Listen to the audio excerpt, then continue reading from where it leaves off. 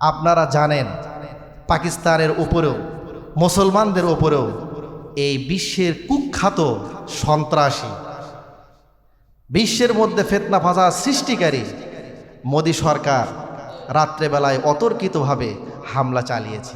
চালায় নাই? চালিয়েছে।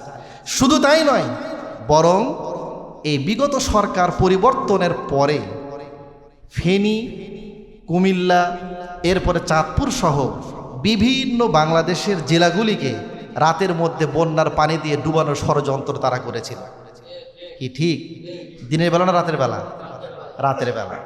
লক্ষ্য করুন, এখান থেকে স্পষ্ট প্রমাণিত হয় যে বনু বকর গোত্রের লোকেরা যারা কুরাইশদের মিত্র ছিল, তাদের বন্ধু কুরাইশদের বন্ধুরা, মক্কার কাফের মুশরিকদের বন্ধুরা, তাদের মিত্ররা যেমনিভাবে রাত্রিবেলায় মুসলমানদের মিত্র বনু খোজা গোত্রের উপরে অতর্কিতভাবে হামলা চালিয়েছিল, ঠিক তেমনিভাবে এই সন্ত্রাসী বাহিনী, জঙ্গি বাহিনী মোদি সরকার পাকিস্তানি লোকদের ওপরে অতর্কিতভাবে রাত্রেবেলায় হামলা চালিয়ে এটা প্রমাণিত করে দিয়েছে যে তারাও হচ্ছে সে মক্কার মুশরিকদের উত্তরসূরি। তারা হচ্ছে জঙ্গি, পৃথিবীর মধ্যে ফিতনা ফাসাদ সৃষ্টিকারী। এরা বিশ্বের মধ্যে দাঙ্গা হাঙ্গামা লাগাতে চায়, অস্থিরতা সৃষ্টি করতে চায়।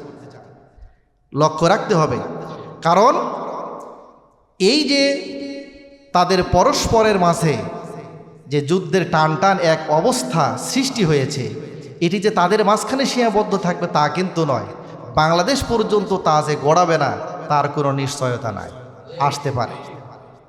সতর্ক থাকতে হবে সেই বিষয়ে, এবং দেশের সামরিক বাহিনীকে সেই বিষয়ে প্রস্তুত করতে হবে, যাতে করে এরা কোনো ক্রমেই আমাদের দেশের দিকে চোখ ঘুরে তাকাতে না পারে।